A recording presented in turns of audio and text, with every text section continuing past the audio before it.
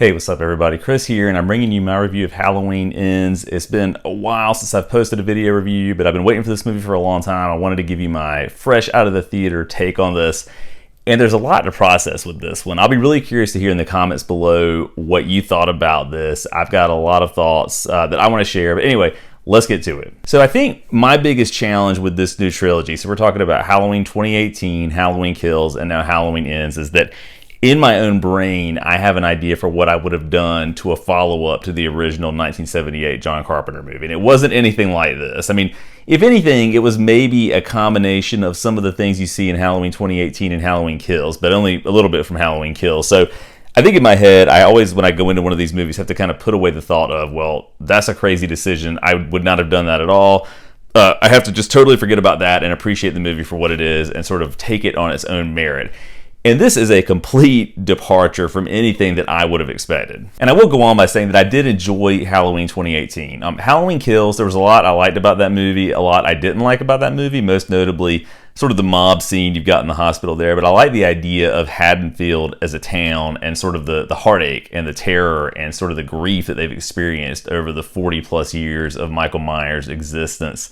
Even when he was put away, you know, just sort of his looming presence over the town before he even sort of comes back in physical form. There was a lot there that I liked about that, and I didn't mind them sort of exploring that. What we get with Halloween Ends, and I will say, full disclosure, there are spoilers here, I'm going to get into some details, is something completely unexpected, and I will say from a directorial and writing perspective, I do appreciate that. I appreciate the tendency for some people to be bold, to go forward with a vision that they have, to try and do something a little bit different. I'm kind of honestly surprised that Blumhouse, I believe it is, the studio that produced this movie and funded this movie, was okay with this direction.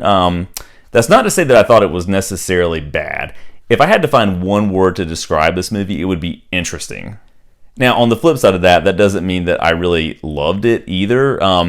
I think the decision to focus on a brand new character in the final chapter of this trilogy or quadrilogy, depending on how you want to look at it with the original movie, was maybe not the best decision in the world, but what they were trying to do here, what Danny McBride and what David Gordon Green were trying to do, I think, was to sort of answer the question, you know, what is evil? What does that look like? How does it sort of manifest itself in different people? And they do that by having Corey Cunningham, which maybe the Cunningham last name is a nod to Sean Cunningham from the Friday the 13th series. I'm not sure if that was the goal there. Maybe it's just sort of a horror, I appreciate what you're doing sort of thing. But I think that was a cool idea that maybe should have come to fruition somewhere in Halloween Kills.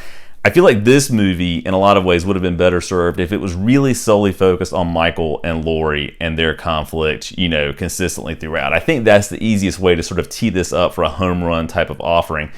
But at the same time, that makes it too predictable, right? You kind of know how things are going to go for the most part. And we'll talk about the conclusion of this movie, which I actually did love here in just a moment. But the end result of all this is sort of an interesting thing, right? And the thing that I wanted out of this personally, right, despite the fact that I would have written an entirely different story for how this concluded and took place after the original film, is kind of an answer to how is Michael so invincible? Because what made him so great in the original movie is that he's just a normal dude. You kind of see that in the 2018 movie, but then in Halloween Kills, they really play up the idea that there's something otherworldly about Michael. And that's even mentioned at the start of this movie a little bit. We never really get a solid answer to that question of how can he be shot multiple times, be beaten by a mob, and somehow keep on going like the Energizer Bunny? What's the deal there? And I totally get that addressing that head on takes away from the mystique a little bit. I think the idea is that sort of this evil that can manifest itself in a number of different ways is enough to keep him going. But I personally, selfishly, wanted something a little bit more tangible than that. But it's interesting, right? So this outcast, Corey Cunningham, who accidentally kills a child that he's babysitting just by sheer accident in a weird situation early in the movie, runs into Michael later in the movie. He finds Michael in the Haddonfield sewer system, it seems like, and Michael manages to grab him by the throat and look into his eyes. And so this is sort of a callback to Sam Loomis, Dr. Loomis, saying in the original movie that his eyes were pure evil. They were like a doll's eyes. They were black.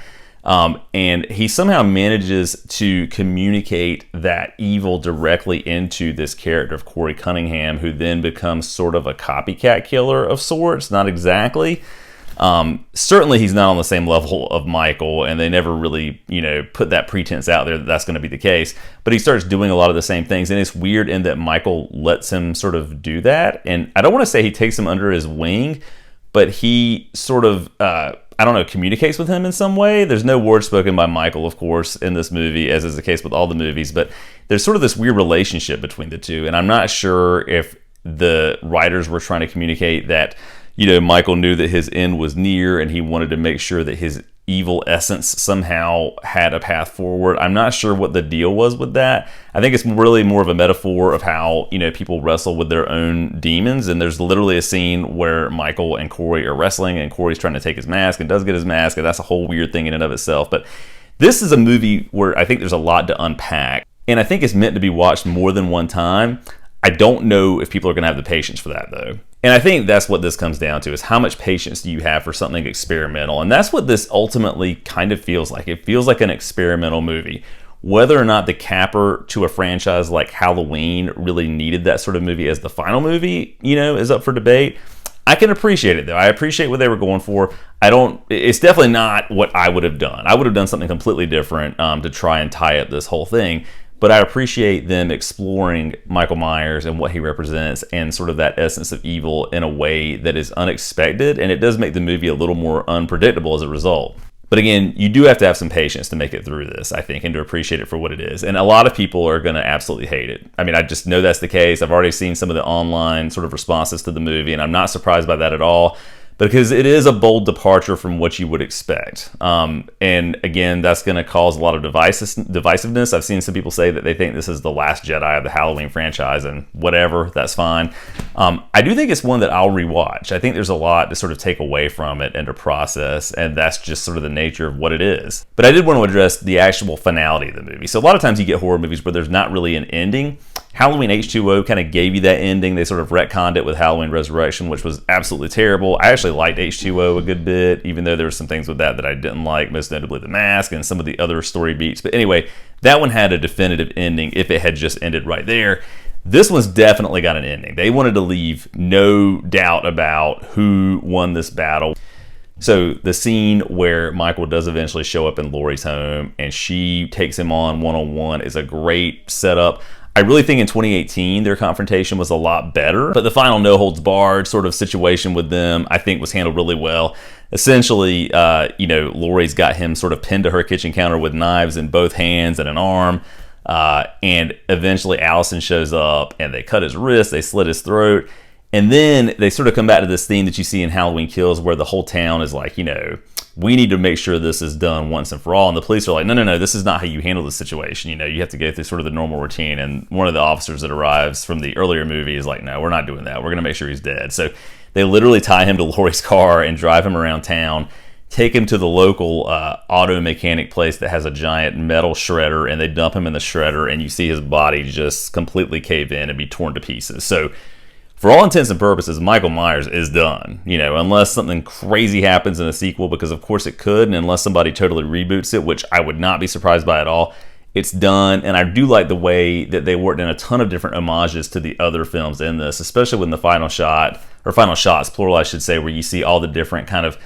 locations around Laurie's home with no sound of Michael breathing, meaning he's gone. But the final shot does show her bedroom and the mask is sitting there. So I don't know if the police officers gave her the mask just as sort of a, you're the one that's taking him out, do with this what you want, sort of thing. I'm not sure if that's meant to be a teaser that in some way the essence of Michael will return in another movie. I don't know, but for all intents and purposes, this is, I think, the most definitive ending we've ever had in a Halloween movie. And I think the franchise is done, at least through David Gordon Green's eyes. Again, should he come back later down the line, we'll see what that looks like and whatever form that takes. But this is a pretty definitive ending. So all that to say, how would I rate the movie? What do I think of the movie? And I've sort of stepped away from giving movies number ratings or anything like that. But again, I just come back to, I think it's an interesting offering. I don't love it. I don't hate it. It's somewhere in between. It's definitely not my favorite of this trilogy. I think Halloween 2018 is still the best sequel to the original movie, personally. Do I like it better than Halloween Kills? I don't think so. I think it's a very interesting movie and an interesting way to end the franchise. I think it's an enjoyable watch and a good thought exercise type of movie. But I would say it's probably my least favorite of this trilogy, but that is not to say that it's necessarily a bad movie.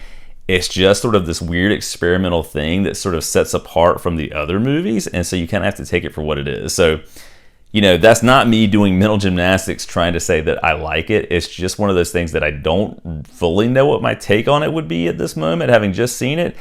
I would just say that it's interesting, and I'll kind of leave it at that. Anyway, that's my thought on Halloween Ends. What did you think about it? Did you think it was a total disaster and a complete waste of time? Or did you like this bold new direction? Or are you kind of like me and you're somewhere in between? So let me know what you think in the comments down below. And as always, thanks for watching.